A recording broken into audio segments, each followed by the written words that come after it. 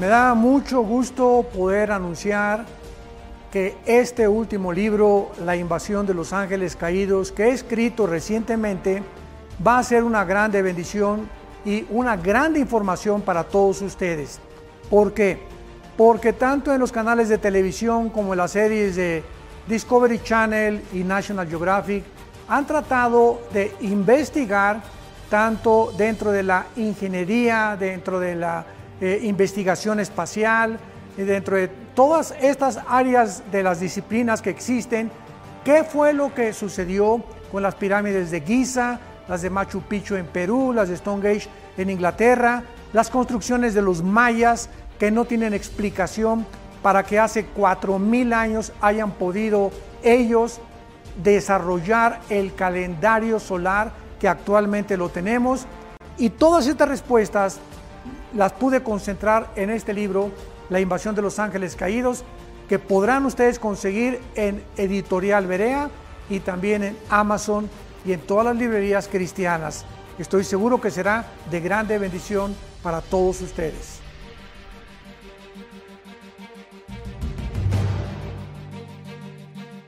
Seminario Internacional de Matrimonios en la Riviera Maya 2021. Un nuevo año, un nuevo comienzo. Ahora en el Hotel Ibero Star Selection Paraíso Maya, 4 diamantes. Muy pronto iniciaremos inscripciones. Espéralo.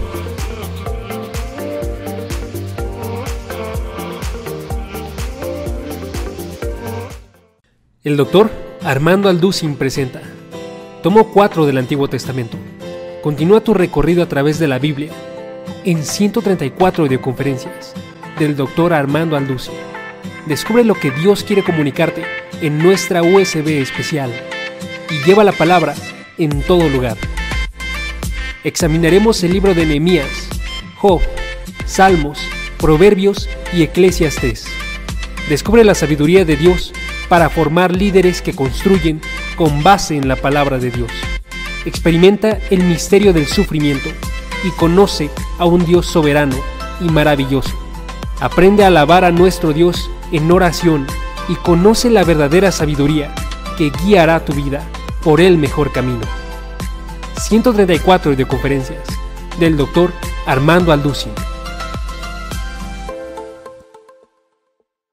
El doctor Armando Alducin presenta 89 videoconferencias sobre el cristianismo. Descubre lo que significa ser un discípulo de Cristo. ¿Qué define la vida de un cristiano? Descubre cómo llevar una comunión con Dios a través de una vida de oración, de la lectura de la Biblia y de una vida en crecimiento. Aprende a estudiar la Biblia para poder conocer a Dios y tener un sustento a través de toda prueba y toda fase en tu vida. Conoce las enseñanzas principales de la Biblia con temas como Aprende a orar, ¿quién es un cristiano? Conoce a Dios, la fe en acción y más. Prepara tu corazón para la vida de fe en un set de 89 videoconferencias con el doctor Armando Alducin.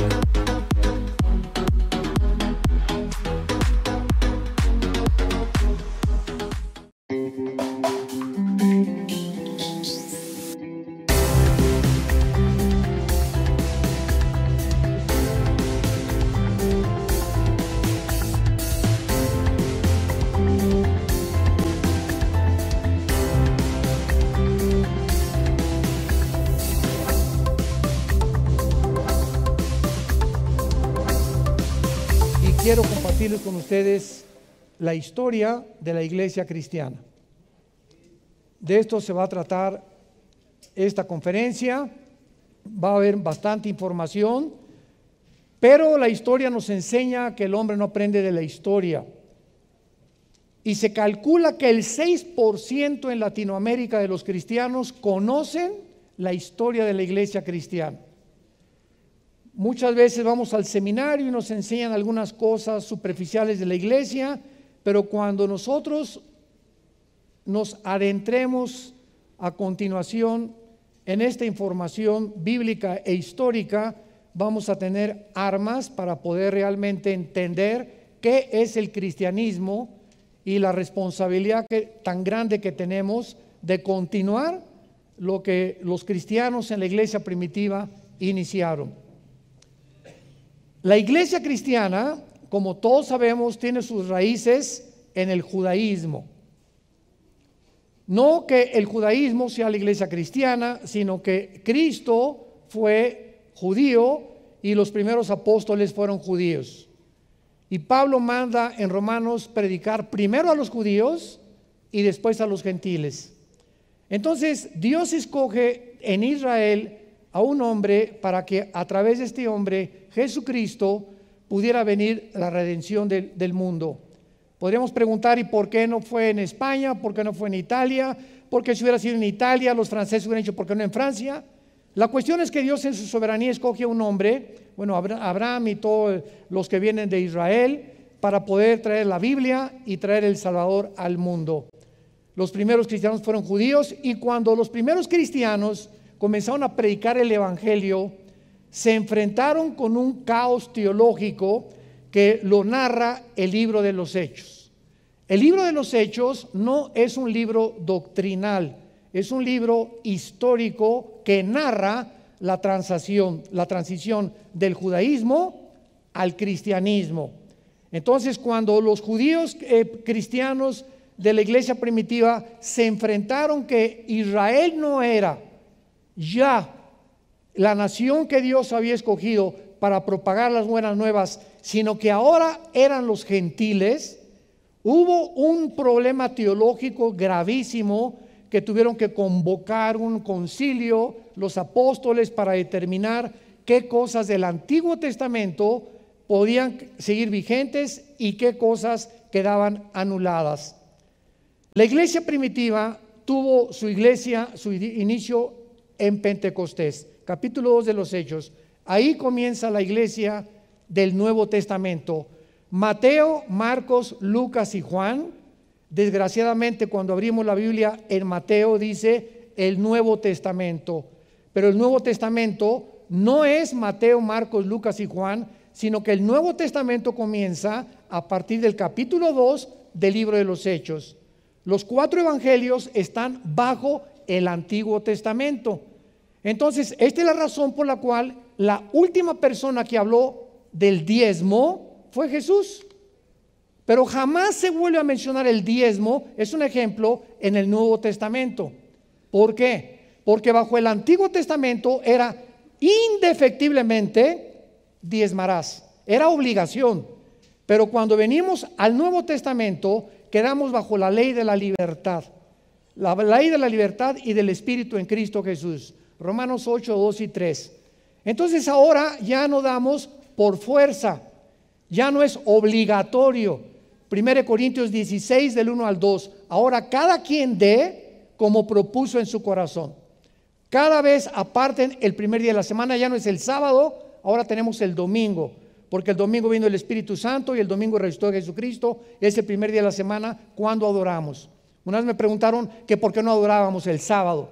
Yo les contesté, les ganamos, adoramos el domingo, el lunes, el martes, el miércoles, adoramos todos los días de la semana, porque ahora todos los días son santos para nosotros. Y hemos entrado al descanso, al Shabbat, en Cristo Jesús. Vengan a mí los que están cargados y en mí descansarán. Lo podemos encontrar en Hebreos capítulo 4 también. Entonces, todos estos cambios radicales que hubo, es importante comprenderlos para no regresarnos a la ley. Todo Gálatas fue escrito para combatir a los legalistas. Y decíamos en la mañana, ahora hay iglesias que si pones árbol de Navidad no le va a agradar a Dios. Y si te pones un tatuaje no le va a agradar a Dios. Y las mujeres, ¿qué tipo de pantalones deben de ser? ¿El pelo cómo debe ser? ¿Cortito o muy largo? Y estamos en un mundo de corintios. Así como la iglesia de Corinto, que eran bebés en Cristo y que seguían creyendo que la vida cristiana se vive a través de lo que haces o lo que aparentas o cómo te vistes. Y aunque es importante, claro, vestirnos bien, etcétera, etcétera, Dios ve el corazón. Entonces Dios en Navidad no ve Dios si pusiste árbol. A ver, por favor, los que pongan árbol les pones una tacha, y a los que no pusieron árbol les pones una palomita. ¿Se imagina que Dios nos juzgara y nos calificara de esa manera? Cuando Dios se asoma a vernos a nosotros, el reino de Dios consiste en gozo y paz en el Espíritu Santo. ¿De qué te sirve no poner árbol? No puse árbol y tienes la cara de nuez, amargada. Y cuando llegamos a Navidad, mi esposa pone un árbol precioso y cantamos Jingle Bells y Noche de Paz y estamos contentos y aprovechamos, aunque Cristo no nació el 24, lo aprovechamos para dar testimonio de Jesús. Entonces tenemos que entender ya qué es el cristianismo y salir y romper todas estas cosas que nos encarcelan y que nos atan y que nos hacen vivir bajo la ley. Cuando los cristianos comenzaron a predicar el evangelio, comenzó la persecución. Y gracias a la persecución, dice Romanos 8:4, que comenzó a propagarse el evangelio por todas partes del mundo. Los cristianos fueron llamados por primera vez en Hechos 11:26 en Antioquía cristianos. Ahora, ¿qué cosa es un cristiano y qué diferencia hay entre un cristiano y un religioso? La palabra religión viene de la palabra latín volver, ligos, ligar. Entonces, una persona religiosa es una persona que está tratando, volviendo otra vez a ligarse con una deidad o con una fuerza invisible o con el poder, porque siente una conciencia culpable y porque traemos la eternidad en el corazón. Y esa es la religiosidad. Y todas las religiones, sin ninguna excepción, enseñan dos factores comunes denominadores. Todas las religiones, la que tú me quieras enseñar, predican la salvación por las obras y por los sacrificios. Tienes que hacer algo para que Dios te acepte. Tienes que portarte bien para que no te vayas al infierno. Y venimos al cristianismo y contiene un mensaje que no es humano. Y se llama evangelio. Las buenas noticias, evangelio en el griego. ¿Y cuáles son las buenas noticias? Que Dios le dice al mundo: no tienen ustedes que hacer nada. Eres homosexual, eres lesbiana, borracho, has abortado 10 veces, te dicen el Chapo de Toluca. No me importa, dice Dios, cuántos pecados, escuchen todos, tienen ustedes. Vengan a la cruz. El evangelio no es que tú sabes que primero tengo que dejar el homosexualismo, si no Dios no me acepta. Y pues primero voy a tener que dejar a mi amante. O voy a tener que dejar primero ya perdonar para poder realmente me acepte Dios. Y siempre estamos poniendo condiciones para que Dios nos acepte. Y el mensaje es: ven cómo estás. Con la única condición que te arrepientas de tus pecados. Que le digas en esta tarde: Señor, estoy mal. Reconozco que no puedo seguir negando mi sexualidad, no puedo seguir con esta amante, no puedo seguir acostándome con mi novia, no puedo seguir robando. Señor, reconozco, soy pecador, ten de mí misericordia. Y en ese momento Él nos da el poder para poder cambiar. Si pudiéramos cambiar por nosotros mismos, ¿para qué la cruz? ¿Para qué murió Cristo? Fue el desperdicio más grande de la historia. Nos hubiera Dios dicho: pórtense bien, todas las religiones llevan a Dios y hagan lo mejor posible y nos vemos en el cielo. Pero el mensaje de Dios es: sin derramamiento de sangre no hay perdón de pecados.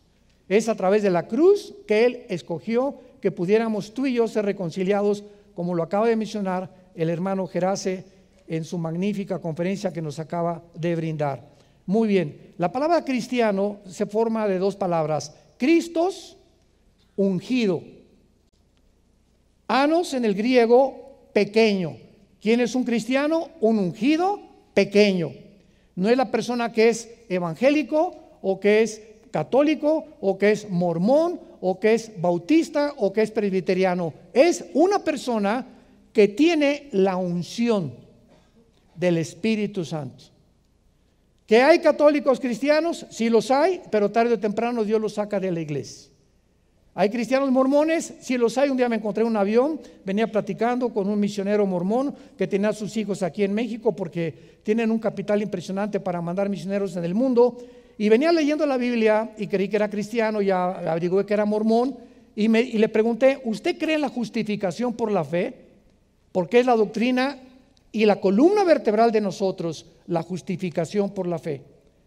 Solamente la justificación por la fe, solo fide, solo Cristo, solo Escritura.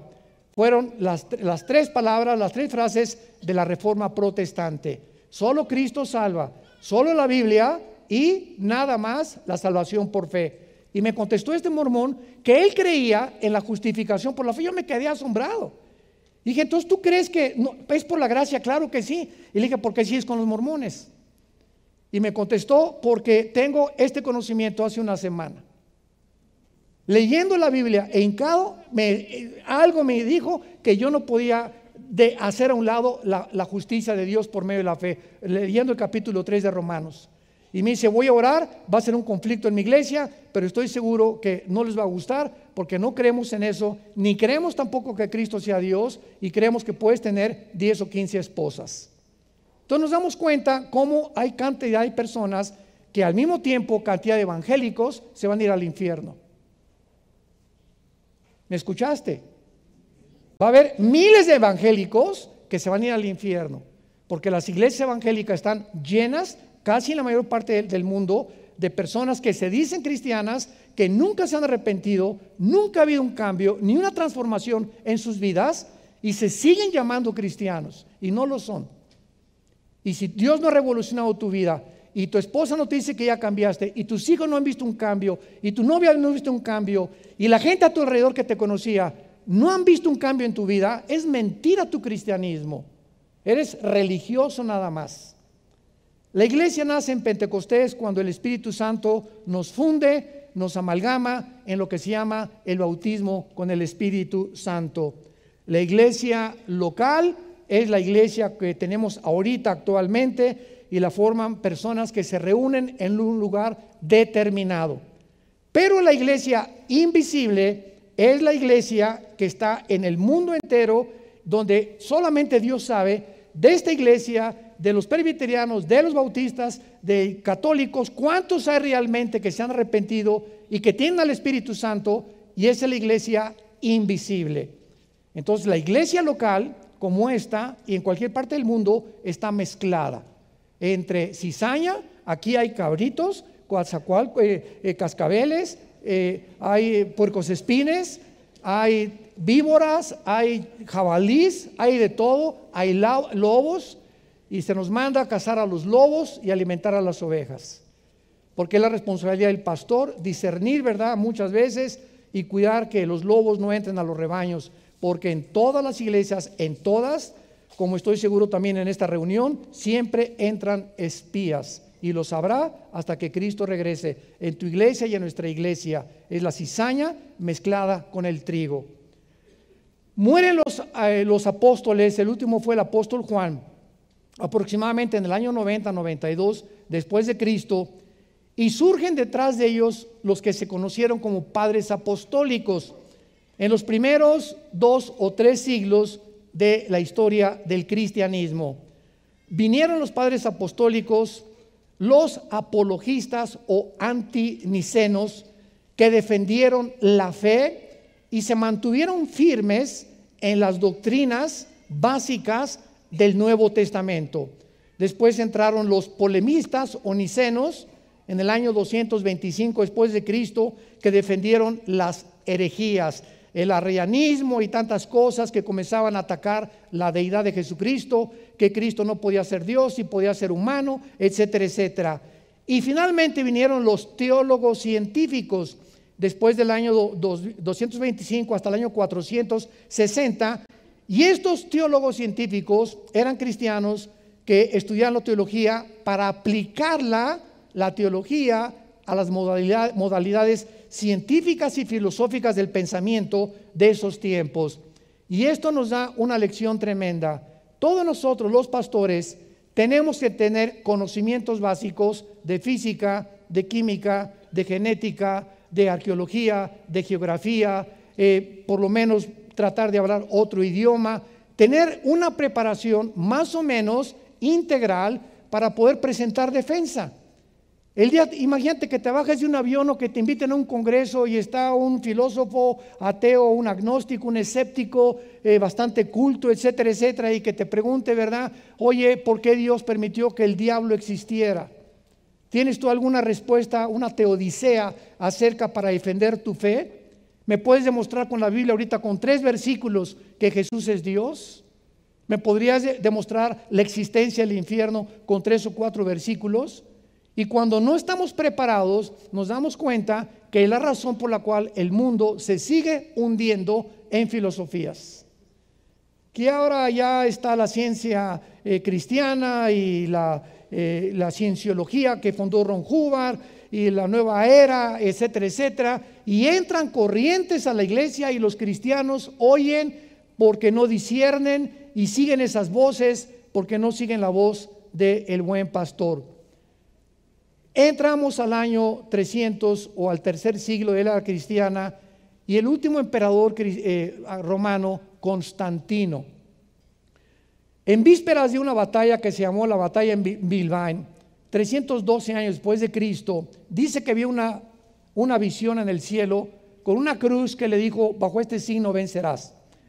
El emperador Constantino, el último emperador de Roma, manda que el cristianismo se esparza por todo el imperio romano, y ahí nació la mezcla de las personas que comenzaron a llamarse cristianos sin haber experimentado el nuevo nacimiento.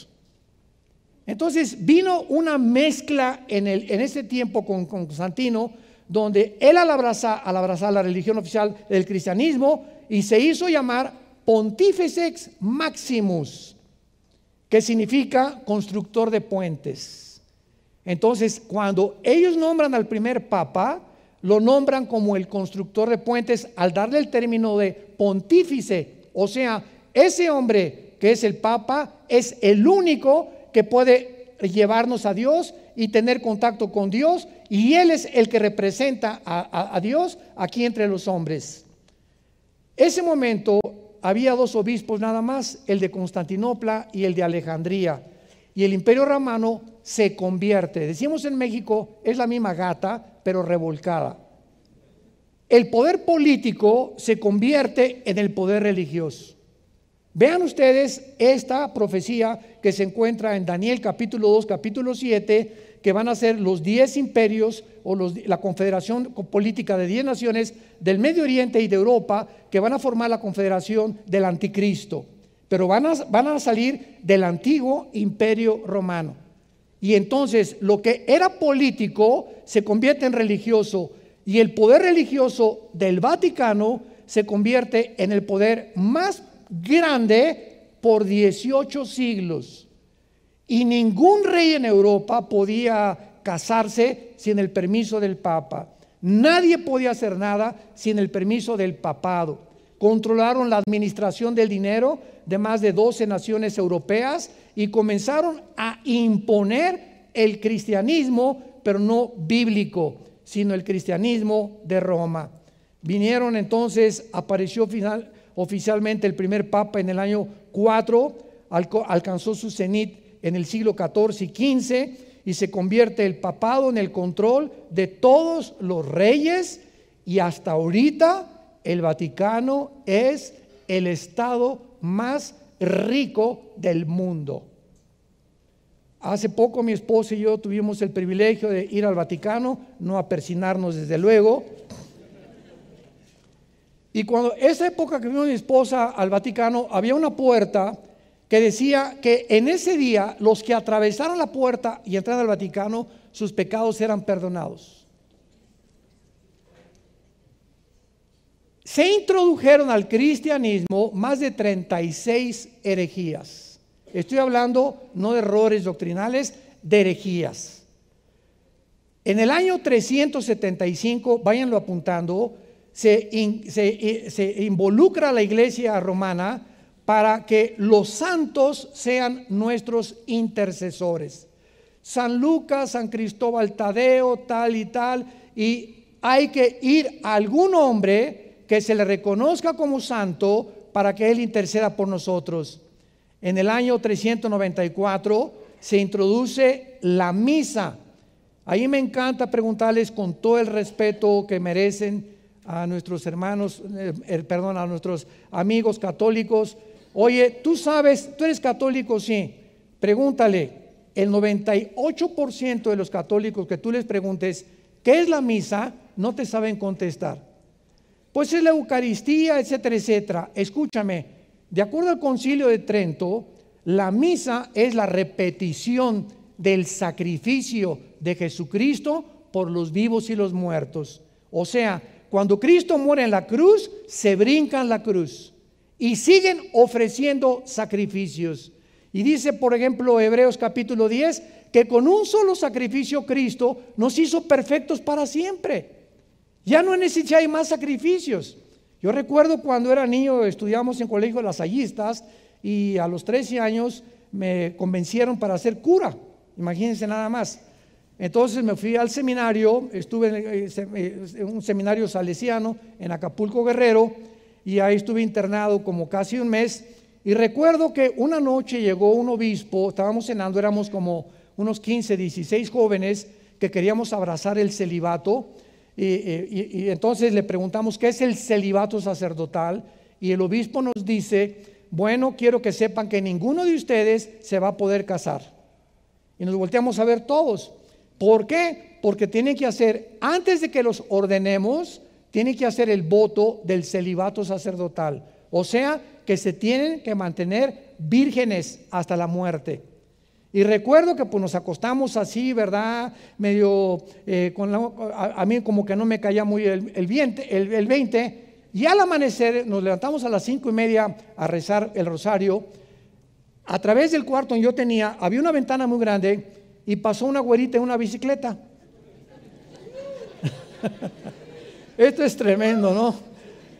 Y me acuerdo que me atrajo mucho la güerita.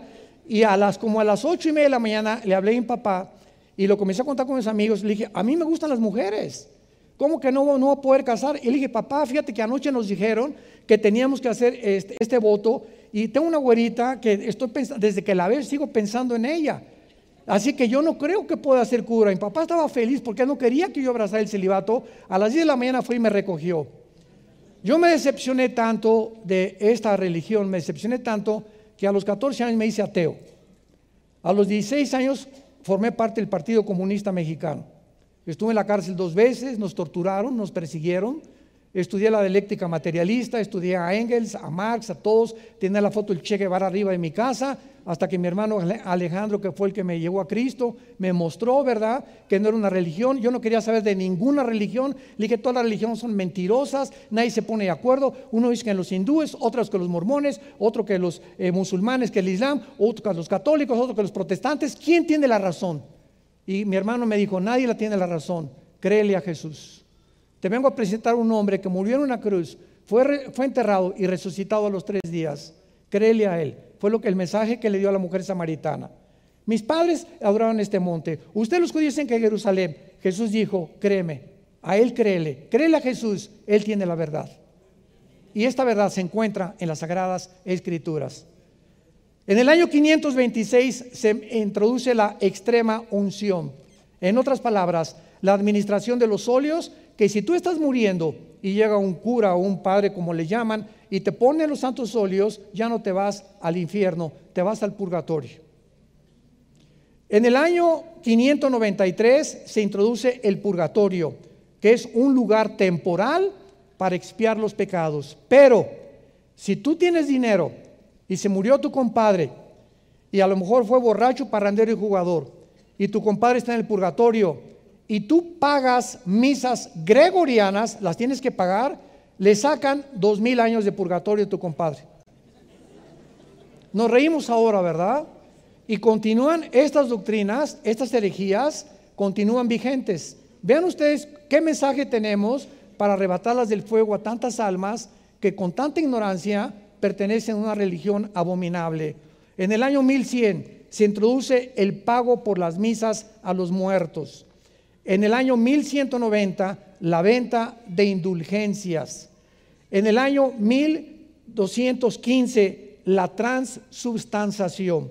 En otras palabras, cuando yo estaba estudiando para cura, comencé a aprender latín. Y desde luego que nos comenzaban a entrenar como acólitos. Ya no se usa eso, éramos monaguillos. Y me acuerdo que cuando el padre entra a la iglesia, dice en latín: introibo al altare Dei. Yo le contestaba: adeam qualifica juventutem meam. O sea, me introduzco al altar de Dios para ofrecer los sacrificios, levanta la Eucaristía por los vivos y los muertos. Y el momento en que bajaba la Eucaristía, sacaba llaman las hostias y se las da a cada persona. Y en ese momento, esa persona se le enseña que está recibiendo a Jesucristo. Lo recibe el domingo, se le sale de lunes a viernes y se le vuelve a meter el domingo. Que le llaman ellos milagros, donde se convierte el pan y el vino en la sangre y en el cuerpo de Jesucristo, es una herejía, es una barbaridad. A Jesús lo recibimos una vez y para siempre y quedamos sellados para siempre con el Espíritu Santo. En 1229 se prohíbe leer la Biblia más que por la autoridad o Biblias con el imprimatur de alguna autoridad eclesiástica católica, bajo pena de excomunión, porque si la iglesia romana te excomulga, significa que estás condenado para siempre al infierno, por no haber sido leal a lo que la iglesia del Vaticano te enseñó. En el año 1303 se declara que fuera de Roma no hay salvación. Fuera de Roma no hay salvación. 1546 se agregan a la Biblia los libros apócrifos, que significa de origen desconocido.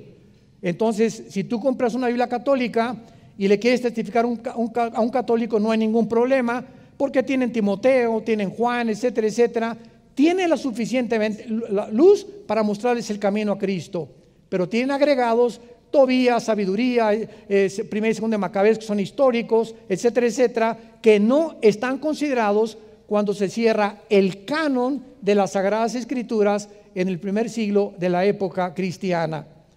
En 1634 se promulga el proceso de la canonización, o sea, solo el Papa puede decir quién es y quién no es santo. En otras palabras, se muere San Clodomiro y entonces después de que muera San Clodomiro o la Madre Teresa o cualquier persona, se investiga si han hecho milagros.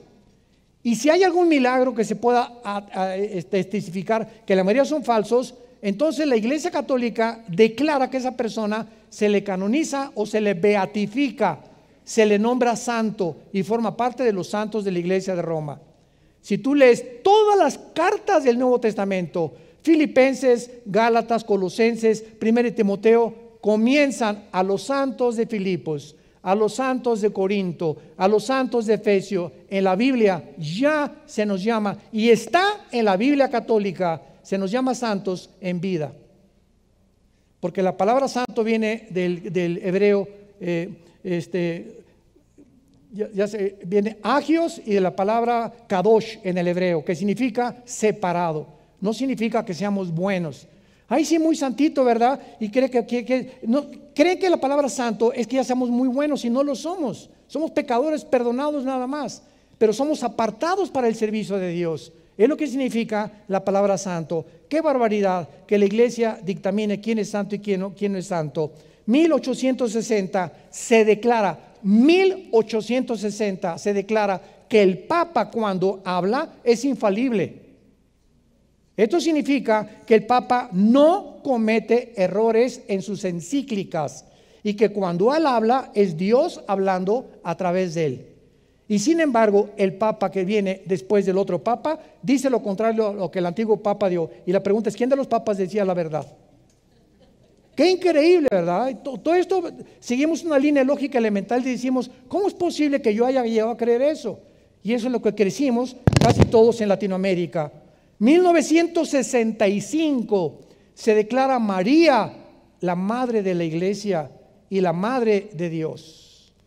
Es que si Jesús es Dios, sí, pues María es su madre. ¿Sabes una cosa?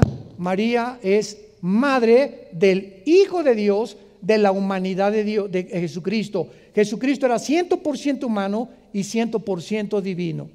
Entonces María fue en su vientre el que pudo albergar a esa célula, ¿verdad? Donde creció Jesucristo, pero Dios no puede tener mamá porque sería diosa por el amor de Dios.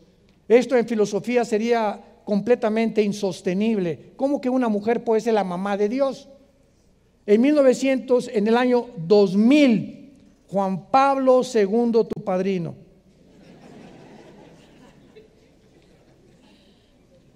Declara a María redentora junto con Cristo. Co-redentora. El Papa Juan Pablo II. Ante esta serie de barbaridades, no podemos más que recordar Marcos 7, del 6 al 8, donde Jesucristo les dijo: ustedes invalidan la palabra de Dios con sus tradiciones. Todas estas cosas que les acabo de mencionar no están en la Biblia. El purgatorio no está en la Biblia. El limbo, que si un niño se muere sin ser bautizado, se va al limbo. ¿Dónde está el limbo en la Biblia? Entonces, todas estas cosas se llaman herejías porque son doctrinas de hombres, no son de Dios.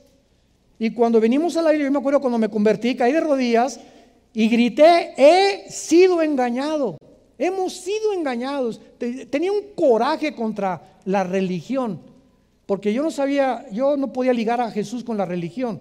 Entonces tenía odio a la religión, lo que la religión me había mentido y lo que mis padres me habían enseñado sinceramente, porque mis padres fueron católicos sinceros. Después de todas estas cosas viene la Inquisición. Todas las personas que no se sometan a estos dictámenes y mandamientos y lean la Biblia sin permiso son muertos inmediatamente. El Papa Inocencio III, en el año 1198 después de Cristo, ordena el exterminio de los que lean la Biblia sin permiso del Vaticano. Comienza Roma con este mandamiento. Comienzan a confiscar los bienes materiales de los que leían la Biblia y pasaban a ser propiedad del Vaticano. Francia, España, Italia, Alemania y los Países Bajos sufrieron los horrores de estos crímenes realizados en el nombre de Dios. Ahora que los 19 musulmanes radicales, el 11 de septiembre del 2001 de nuestro siglo, se fueron contra las Torres Gemelas de Nueva York y mataron a más de 3,000 personas, otro contra el Pentágono. ¿Saben ustedes lo que los ateos? Tuve debate con 2 ateos en el año 2005-2006 en la televisión y en el radio. ¿Saben ustedes los argumentos que usaron? Es que usted, ¿qué nos viene a decir? La religión ha hecho más daño que el ateísmo, que Stalin, que Marx, que Hitler, que Saddam Hussein, etcétera, etcétera. Miren nada más lo que es la religión. 19 locos en el nombre de Alá se van y matan a la gente. Le dije: usted lo acaba de decir, esa es la religión, eso no es el cristianismo. Y estoy de acuerdo con usted, las religiones, como dijeron, es el opio de los pueblos, porque las religiones no salvan. Para eso vino Jesús. Yo soy el camino, dijo Jesús. Yo soy la verdad y yo soy la vida. Entonces vean lo que los mismos ateos usan y esgrimen para atacarnos a nosotros, diciendo que las religiones y la Inquisición, que mandaron matar judíos y mandaron matar homosexuales y negritos y gitanos porque no se sujetaban al Vaticano. Eso es lo que hace la religión, es el opio de los pueblos. Yo les dije amén. Imagínense la cara con la que me veían, ¿verdad? ¿Cómo que amén? ¿Cómo? Sí, porque yo estoy de acuerdo con ustedes. Yo no vengo a compartir una religión, ni usted tiene una ignorancia tan grande. Elige un ateo que tenía 3 doctorados en ciencias políticas y de filosofía. Le dije: usted es tan ignorante que antes de discutir conmigo, conozca lo que la Biblia dice. Yo conozco sus bases filosóficas, pero si usted conociera la Biblia y lo que es la diferencia entre la religión y el cristianismo, no estaría hablando la sarta de marihuanadas que habla. Ante esta situación, imagínense ustedes nada más, tan terrible en Europa, se levantan hombres llenos del Espíritu Santo. Dios siempre ha tenido testimonios. Petrarca, 1304, siglo XII y XIII, gran caudillo del Renacimiento, se para enfrente del Vaticano y le grita a los papas: cueva de ladrones, hijos del diablo. A Petrarca lo cuelgan y lo ahorcan en Venecia y lo condenan a muerte. Juan Wycliffe, 1324, profesor de la Universidad de Oxford, Inglaterra, predica contra la tiranía del Vaticano, del clero. Se opone a los papas, a los cardenales, a los monjes, a los monasterios, y defendiendo el derecho del pueblo a leer la Biblia. Juan Hus, 1415, rector de la Universidad de Praga, discípulo de Wycliffe, predicador intrépido, ataca los vicios de los papas. En aquel tiempo los papas eran homosexuales, los ordenaban a los 12 años, 3 o 4 papas matan a su familia. Dice, ¿cómo es posible que estos hombres se estén atreviendo a decir que son los representantes de Dios? Giacomo Savonarola, 1498 después de Cristo, originario de Florencia, Italia, denunciaba como un profeta hebreo el sensualismo, los vicios y los pecados del Vaticano. De forma milagrosa, la ciudad de Roma estuvo a punto de reformarse, pero el Papa Alejandro VI lo quiso callar haciéndolo cardenal. Savonarola lo rechaza, lo ahorcan y lo queman en la Plaza Mayor de Florencia, 19 años antes que Martín Lutero publicara sus 95 tesis en Wittenberg, Alemania.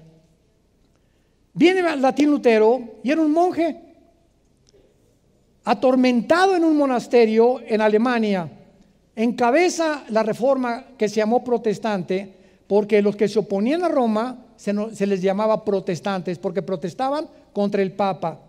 Nació en la ciudad de Eisleben, Alemania, ingresa a la Universidad de Erfurt, 1501, y estudia leyes, se recibe como abogado.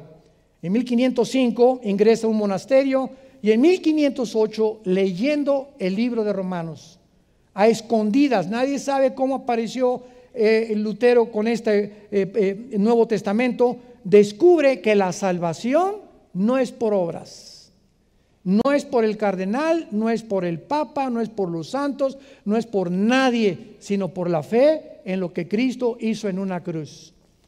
Él comienza a descubrir que no son los sacramentos, ni las peregrinaciones, ni los sacrificios a la villa, ni las indulgencias, ni las buenas obras, lo que el Papa y el Vaticano imponía al pueblo.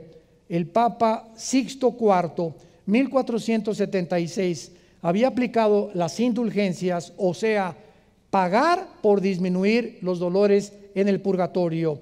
Entonces citan en 1517 a Martín Lutero y comienza Martín Lutero a horrorizarse, y en 1517 va y cuelga en la puerta principal de la catedral de Wittenberg las 95 tesis. Esto dice Roma, esto dice la Biblia. La mayor parte de los papas, imagínense, ahora sí que le echó gasolina al alacranero, y en 1520 el Papa León X lo excomulga y le ordena que bajo pena de muerte se retracte en 60 días. Lutero quema públicamente esta bula papal en 1520, y entonces Carlos V le llama a Lutero, el emperador del Sacro Imperio Romano, Alemania, Austria y España y Países Bajos, para que se presentara a la dieta de Worms. Y entonces ahí están todos los cardenales y ahí está el Papa, y llega Lutero con la Biblia en la mano. Y antes de entrar les dice Lutero a todos: cualquiera de ustedes que me demuestre con este libro que yo estoy mal, me retracto. Todos, hubo un silencio sepulcral, nadie dijo pío, porque nadie pudo, ni siquiera leían la Biblia, imagínense nada más. Y entonces lo condenan a muerte y Lutero tiene que escapar, y comienza a incendiarse Europa en lo que es la semilla de la reforma protestante, y entonces el Vaticano comienza a llamarles protestantes. Ahora se nos llama hermanos separados. Y después de todo esto, el cristianismo con la reforma protestante que se levanta, y las estadísticas comienzan a subir, tres siglos del cristianismo, los echan al Coliseo, los queman a los cristianos, hacen antorchas vivas con ellas, los entierran en su orín, en su excremento, los hacen pegarse con muertos y con perros muertos para que ahí se mueran sin enterrarlos vivos. Después de todo lo que sufrieron, viene esta reforma ante tantos horrores y tantas herejías y tantos vicios de la religión, que la reforma protestante comienza a incendiar Europa, y entonces por primera vez viene la llegada del cristianismo, desgraciadamente, no a Tlacomulco, ni siquiera a México, ni a Guatemala, ni a El Salvador, ni a Nicaragua. El cristianismo llega porque Inglaterra es la primera nación que se opone a todo lo que el Vaticano, se rebela contra el Vaticano, y los cristianos de Inglaterra emigran y desembarcan en el año 1605 en el puerto de Rhode Island, en el estado de Virginia, Estados Unidos de Norteamérica. Y cuando desembarcan, los que venían huyendo de la persecución del Vaticano llegan a América con nuestros primos del norte con la Biblia en la mano. Y ahí viene la historia y la serie de televisión de los peregrinos y los fundadores. Y entonces Estados Unidos de Norteamérica es la única nación después de Israel en el mundo y en la historia, la única nación que ha sido fundada con los principios de la Biblia. Y actualmente, si tú vas a un tribunal en Estados Unidos, el libro sobre el cual juras tiene que ser las Sagradas Escrituras. George Washington, el primer presidente de Estados Unidos, dijo: sin la Biblia no se puede gobernar ninguna nación. Y entonces comienzan después a llegar a Estados Unidos los bautistas, colonizando Rhode Island, Virginia, bajo el liderazgo de Roger Williams. Llegan en 1681 los cuáqueros al estado de Pensilvania, y todos estos grupos venían huyendo del Vaticano y de las matanzas por órdenes del Papa si leían la Biblia. Y comienza, después de esta inundación del Evangelio en Estados Unidos, las misiones mundiales, que ha sido el movimiento más importante de la historia del cristianismo, porque nos provee de historias de héroes de la fe, de abnegación, como las vidas de David Livingstone, Hudson Taylor, que llevó el Evangelio a la China, Guillermo Carey a la India, Morrison, Moffat, hombres que llevaron y comenzó Estados Unidos a expandir el mensaje de este libro, y llegaron algunos a Centroamérica, América Latina, y casi el 65% de las iglesias construidas en América Latina fueron construidas por dinero de Estados Unidos. No del gobierno americano, no estamos hablando del gobierno, estamos hablando de los pastores.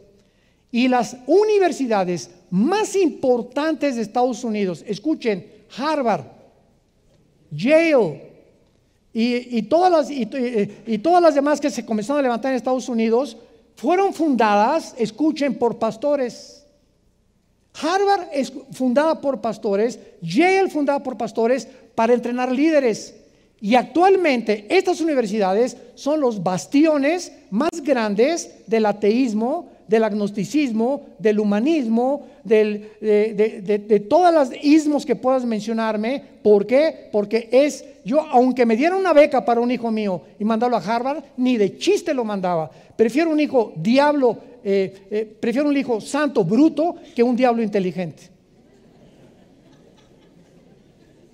Y hay padres, voy a mandar a mi hijo a Harvard y voy a mandarla a Francia con el ateísmo francés y con la filosofía alemana que hay ahorita que prevalece en Europa, porque les van a robar todo aquello que nosotros les sembramos. ¿Qué pasó entonces cuando en Estados Unidos, después de este movimiento increíble, vino el inicio de la apostasía a mediados del siglo XIX? Casi en el siglo XIX, escúcheme con mucho cuidado, todas las organizaciones cristianas contaban con una rama en Estados Unidos de Norteamérica, y de las cuales eran la mayoría fundamentada en la sana doctrina, en otras palabras, apegadas a las verdades del cristianismo. A principios del siglo XX hubo pocos cambios, pero comenzaron Harvard, Yale, Princeton, fundadas por pastores, a mandar a sus maestros a Europa. Y en la década de los 30, 40 del siglo pasado, los seminarios cristianos de Estados Unidos comenzaron a ser infiltrados con la teología de la liberación y con otras teologías que voy a mencionar ahorita, y con hasta arrianismo, comenzaron a negar la deidad de Jesucristo, etcétera, etcétera. Y vino un debilitamiento tremendo en Estados Unidos. Y actualmente nosotros que vivimos en Dallas, Texas, desde hace 13 años, y que visitamos muchas universidades, mi esposa y yo con nuestros hijos, las universidades que creíamos nosotros que nuestros hijos podían estudiar ahí. Cuando entramos a ellas nos damos cuenta, las maestras con shorts hasta por acá, un relajamiento de la moral tremendo. Platicando con los maestros de filosofía, eran humanistas, no creían ni siquiera en la inspiración de la Biblia. 4 universidades cristianas en Texas que mi esposa y yo visitamos, pudimos convencernos que habían apostatado. Y ahora así se encuentra la situación. Y quiero rápidamente mencionarles cuáles son los fundamentos de la palabra de Dios, la inspiración de la Biblia. Si tú crees que la Biblia es inspirada por Dios y que los originales son los inspirados por Dios. Por eso hay que la Biblia Nueva Versión Internacional, la Biblia Valera 1960, que es la que yo tengo, la de 1909, y todas las Biblias que encontramos nosotros. ¿Por qué varían? Simplemente porque el lenguaje varía. Y por ejemplo en México decimos qué padre sol. Imagínense en inglés what father son. Si yo la quisiera traducir ese barbarismo al inglés, no cuadra, porque lo que a nosotros es un chiste, en inglés es otro. Aquí decimos pásame el popote para tomar un refresco. En Guatemala pásame la pajilla, en Colombia pásame el cervatillo, y así varía. Por eso cuando me preguntaron cuántos idiomas hablaba yo, les dije que hablaba 5 idiomas: costarricense, paraguayo, salvadoreño, mexicano, ¿verdad? Porque en Sudamérica hablamos aquí hasta argentino, ¿verdad? Encontramos tantos léxicos que no cuadran con nosotros, pero esto es lo que significa que la Biblia en su lenguaje original es la inspiración. Entonces una Biblia dice qué maravilloso sol, otro qué bonito sol, pero el contexto tiene que ser el mismo cuando es inspirado, y esa Biblia es completamente apegada a los textos receptus o a los textos originales de la palabra de Dios. Número 2, la salvación por gracia, la redención del pecado mediante la sangre de Cristo, la deidad de Cristo, el nacimiento virginal de Cristo, la Trinidad, la resurrección corporal de Cristo y la necesidad del nuevo nacimiento.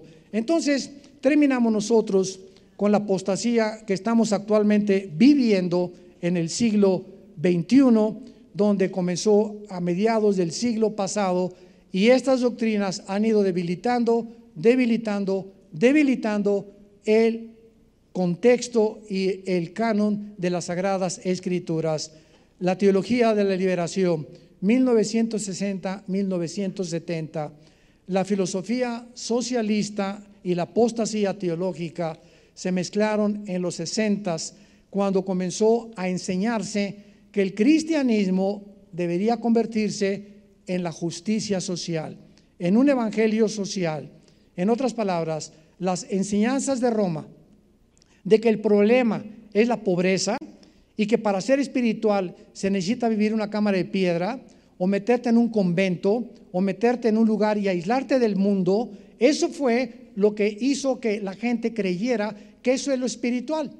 Yo recuerdo una vez en la Guatemala antigua me invitaron a un convento de monjitas, me encantan las monjitas, y me preguntó la madre superiora, me dijeron, oiga hermano, quiero que la madre superiora aquí habla con usted.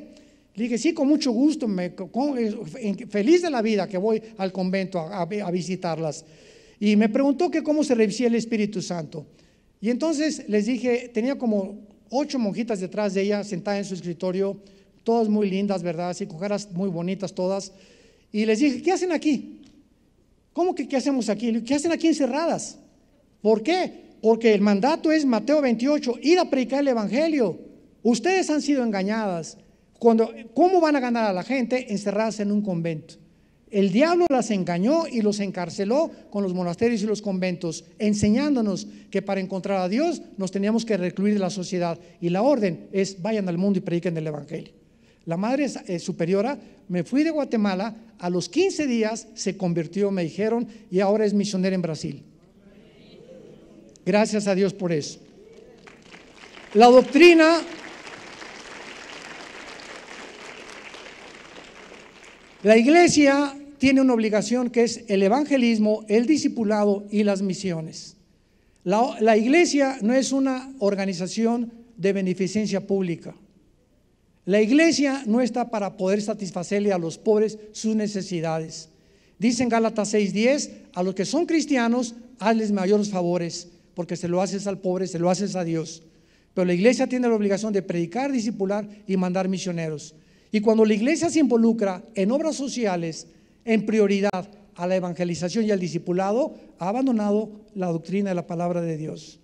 Este es uno de los errores más grandes que actualmente se están calificando con la terminología de la justicia social. En segundo lugar, entró la doctrina de la prosperidad. Los católicos enseñan que para ser pobre eres espiritual, válgame Dios, y ahora entra el cristianismo que para ser espiritual tienes que ser rico. Y comienza a propagarse por la televisión y por diferentes medios la famosa teología de la prosperidad. En otras palabras, que Dios quiere bendecir a sus hijos. Y si no tienes 500 personas en tu iglesia, y si no es una iglesia con candeleros franceses y con alfombras persas, y si no tienes aire acondicionado, tú no eres un pastor de éxito. Porque las mega iglesias que tienen esto hacen competencia con los que no están, y los que tienen mega iglesia son realmente los que son bendecidos por Dios. Dios mío, lega Apocalipsis 2:9, la iglesia de Esmirna: tú eres pobre, pero no eres pobre, eres rico. Y cuando enseñamos que para ser espiritual no puedes ser pobre, nos damos cuenta que es un evangelio antibíblico. Nunca escuchen esto, jamás acabaremos con la pobreza, ni con las injusticias sociales, ni con las guerras, hasta que Cristo regrese. Así que el cristiano no es pacifista en el sentido de hacer desfiles y vamos a orar por la paz y que no haya guerra. Esto es antibíblico. Estas manifestaciones de pacifismo enarbolando el cristianismo están completamente equivocados. En tercer lugar, la infiltración del misticismo en los 70s con el famoso revolución del carismatismo. ¿Qué comenzó a pasar? Se comenzó a enseñar que se debía sentir al Espíritu Santo con señales, movimientos, caídas, para estar seguro de tenerlo. Y se comenzó a enseñar la nueva unción. Vengan a recibir la nueva unción. Hemos hablado bastante de esto en la mañana, que es una sola unción cuando recibimos a Cristo como el Salvador. Ya no hay 2 o 3 unciones, hay llenuras, pero no nuevas unciones. Y se comenzó a enseñar que es mejor no hablar de doctrina, ni tampoco se necesita teología, porque las doctrinas dividen. Y se comenzó a enseñar al pueblo que deberíamos buscar experiencias místicas. Yo recuerdo que fui a una iglesia donde pasé y uno de los dirigentes así me puso de esa y me quería tumbar. Y lo agarré la corbata y le dije: a mí no me tumbas, le dije. A mí no es el Espíritu Santo, tú eres el que me estás tumbando, no el Espíritu Santo. Y había iglesias donde comenzaban a tumbar a la gente y ponían atrás catchers que los cacharan. Le dije: si el Espíritu Santo te tumba, ¿tú crees que te quiere descalabrar? ¿Tú crees que te vayas contra una así, que te va a romper la cabeza? Si es del Espíritu Santo, déjalo. No, el Espíritu Santo no quiere matar a ninguna persona. No es que tiene que haber atrás alguien que los cache. Que cayó polvito de oro del cielo, lenguas, risa santa, vómito santo, chicles santos, bautismo con mangueras santos, ladridos de perros santos, rugidos santos, trapos ungidos. A mi casa y a la casa de ustedes llegaban sobres de predicadores que si yo venía una mancha de aceite que venía ungido ese sobre, y si yo mandaba $100 me protegían durante 10 meses de las maldiciones del diablo. Increíble, y la gente lo hace y lo sigue creyendo. Y finalmente cobrar por predicar y el ecumenismo. Desde 1985-90 comenzaron los predicadores a imponer un salario para predicar. Yo recuerdo que me hablaron en los 90s una organización en Sudamérica: hermano, queremos que venga aquí con mucho gusto, y me preguntaron cuál es su salario, cuál es lo que usted nos cobra. Le dije: ¿de qué me están hablando? Sí, o sea, ¿cuál es la cuota? Porque el último predicador nos cobró $500 la noche, con traje gris o con traje negro, con lagrimitas o sin lagrimita. Imagínense nada más, ¿no? A ese grado. Y les dije: hermanos, miren, si voy a orar, y si el Espíritu Santo me quiere llevar, lo único que les pido: páguenme mi avión y mis viáticos. Si me quieren dar una ofrenda, démela. Si no me quieren dar una ofrenda, no me la den, porque mi provisión viene de arriba, no viene de ustedes. Yo no dependo de ustedes. Y si voy es para servir a Dios, no voy para lo que me vayan a dar.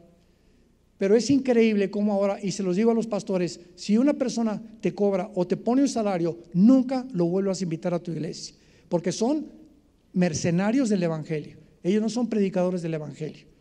Y el ecumenismo es la organización que el Papa quiere ahorita, Francisco, unir a todas las iglesias del mundo bajo el paraguas del Vaticano. Y miles de pastores están yendo al Vaticano a hincarse delante del Papa. Pastores evangélicos, reconociendo a Francisco como un líder espiritual, lo cual no podemos nosotros aceptar. Tenemos que luchar ardientemente, una vez por todas, por la fe que Dios nos ha dado. Te damos gracias, Señor, por tu palabra en estos 2 días, en lo que nos has dado el privilegio de abrir las Sagradas Escrituras y poder comenzar a regresar otra vez a los fundamentos de la fe cristiana. Sabemos que lo más urgente en Latinoamérica ahora es una reforma nueva. Posiblemente nos encontremos en el tiempo de una prerreforma, porque antes de la reforma de Lutero, Europa estaba en tinieblas, religiosidad, apostasía, herejías, corrupción. Los reyes explotaban a la gente. Y en medio de todo esto se levantó la bandera de la cruz. En esta mañana, en esta noche, tú tienes que reconsagrar tu vida a Dios. Pedirle perdón por tu negligencia de la palabra, porque no has vivido cerca de la palabra, ni has puesto la disciplina de darle la prioridad a tu comunión con Jesucristo a través de la Biblia. Y si hay alguien en esta tarde que ha sido invitado, o tal vez hasta pastores, porque hay pastores que entran al ministerio sin ser salvos. Hay muchos pastores en el mundo que ni siquiera tienen la salvación. Entraron por dinero, entraron por otros motivos, y Dios nos llama para que podamos de aquí en adelante establecer los fundamentos de nuestra fe. Si tú quieres aceptar a Cristo en este momento como tu Señor y Salvador, y estar seguro que si tú murieras esta noche, una embolia cerebral, un ataque cardíaco, un accidente, nadie sabe si va a amanecer mañana.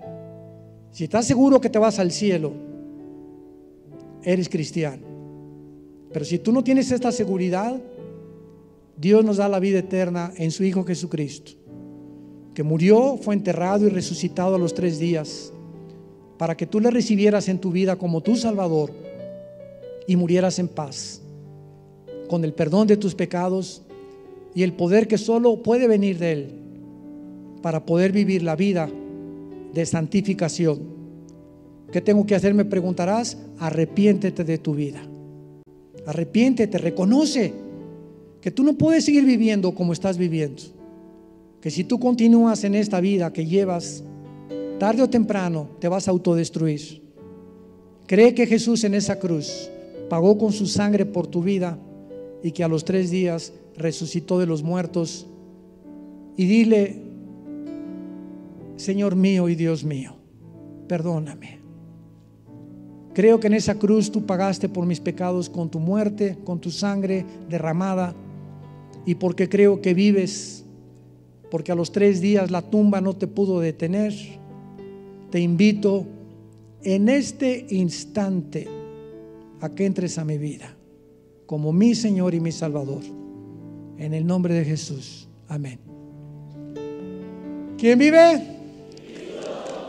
A su nombre. Gracias a Dios. Gracias, que Dios los bendiga a todos.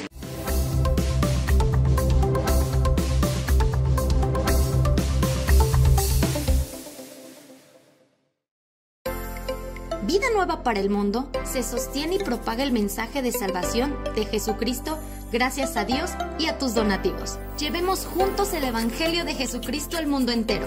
Realizamos eventos, seminarios, congresos y diferentes programas para dar a conocer el mensaje de salvación y el poder de nuestro Señor, transformando y edificando vidas de mujeres, hombres, niños alrededor del mundo. ¿Qué pasa cuando decides hacer tu donativo? Aunque no puedas llevar la palabra personalmente a todo el mundo, de esta forma lo estás haciendo. Con tus donativos o aportaciones, Estás sembrando y formando parte de lo que Dios está haciendo en su obra.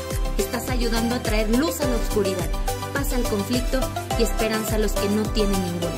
Dona desde México.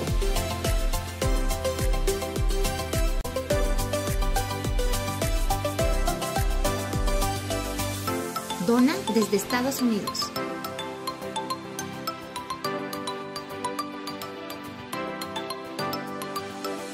Para el resto de donaciones de otras partes del mundo, www.vidanuevaparaelmundo.org.mx/dona. Estamos cumpliendo la gran comisión. Por tanto, vayan y hagan discípulos a todas las naciones, bautizándolos en el nombre del Padre, del Hijo y del Espíritu Santo, enseñándoles que guarden todas las cosas que les he mandado. Y he aquí que yo estoy con ustedes todos los días hasta el fin del mundo.